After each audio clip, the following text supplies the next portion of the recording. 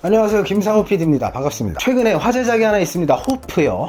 온갖 욕을 먹고 있습니다. 별점은 최악을 날리고 있고요. 사람들은 이동진 평론가의 별점을 기다리고 있었습니다. 어서 자기 편이 되어달라는 마음으로요. 그가 낮은 별점을 줘서 자신들의 비난이 옳았음을 확인해주기를, 믿었던 그가 자기들과 같은 편에 서주기를, 자기들의 돌팔매질에 가담해주기를 바라면서요. 그런데 충격적이게도 이동진 평론가는 별점을 4개 줬습니다. 그러자 분노의 방향이 바뀌었습니다. 돈 먹었냐? 안목이 쓰레기다.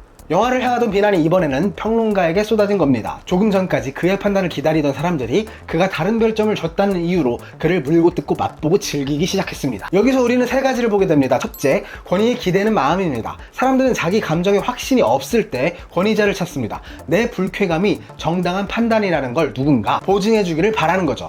그래서 전문가의 별점을 기다립니다. 그의 안목을 참고하려는 게 아니라 내 감정에 보장을 받으려는 겁니다. 둘째는 내 분노에 동참하라는 요구 입니다. 비난이 거세질수록 더 많은 이가 자기 편에 서주길 바랍니다. 특히 영향력이 있는 사람이 같은 편이 되면 내 분노는 더 커지고 정당해 보이니까요. 그래서 그 평론가에게 바란 건 감상이 아니라 가담이었습니다. 어서 내 옆에 와가지고 함께 돌을 던져달라는 것. 셋째, 그리고 가장 중요한 건데요, 다른 의견을 존중하지 못하는 마음입니다. 이동진 평론가가 별 넷을 준 데에는 그만한 이유가 있었을 겁니다. 그가 본 지점, 그가 높이 산 부분이 있었겠죠. 분명히 그건 그의 안목이고 그의 관점입니다. 설령 내 생각과 다르더라도 저 사람은 저렇게 볼 수 있구나 하고 그 다름을 인정하면 그만입니다. 그런데 화가 난 사람들은 그러지 못했습니다. 나와 다른 별점은 곧 틀린 별점이었고, 나와 다른 안목은 곧 매수된 안목이었습니다. 그에게 다른 눈이 있을 수 있다는 걸, 다수와 다른 자리에 설 자유가 있다는 걸 견디지 못합니다. 대체 왜 그러는 걸까요?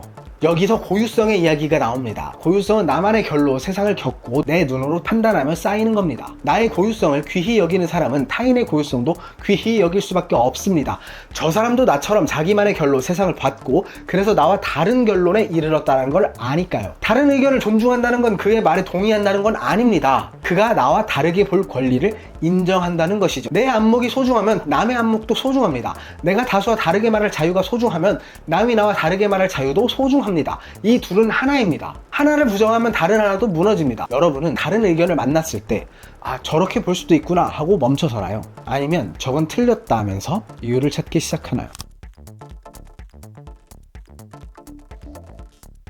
소신이 사라진 시대, 영화평론, 예술평론, 증권사 리포트를 보다 보면 이상한 게 눈에 띕니다.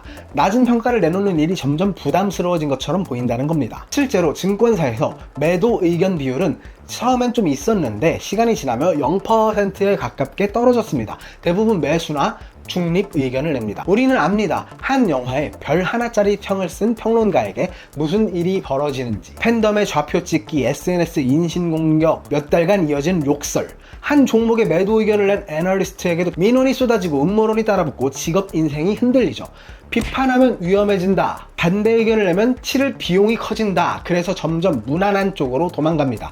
그게 직업을 지키는 길이 되니까요. 소신이란 자기 고유성에 기반해 일관된 기준과 안목으로 의견을 내는 겁니다. 그 의견이 대중에 영향을 미치는 건 당연하고, 받아들일지 말지는 각자가 판단하면 됩니다. 그러니 누군가의 소신 발언에 곧장 분노할 필요는 없습니다. 내 생각과 다르면 다르구나 하고 넘어가거나 내 의견을 제시하면 됩니다. 그런데 요즘은 소신에 늘 분노가 들러붙습니다. 그래서 이 시대엔 소신이 죽어가고 있습니다. 정보는 그 어느 때보다 많은데 그 정보를 소화하는 힘은 속도를 따라가지 못하는 시대, 이해보다 반응이 빠르고 판단보다 분노가 먼저 도착하는 시대입니다. 이런 시대에 소신을 가진 사람은 표적이 되고, 그 자리엔 분노한 군중과 그들에게 듣기 좋은 말만 하는 사람만 남습니다. 고관여 저지능 시대인 거죠. 소신이 사라진 시장은 시장의 거품이 부풀어도 경고가 없고, 엉터리 영화도 마케팅만 잘하면 통하는 세상이 됩니다. 외국 영화 빼고요. 그리고 거품이 터지는 날 우리는 그제서야 묻습니다. 왜 아무도 미리 말해주지 않았어? 그런데 말해주는 사람이 없었던 게 아닙니다. 우리가 그 사람들의 입을 닫게 만든 것이죠. 소신은 전문가만의 것이 아닙니다.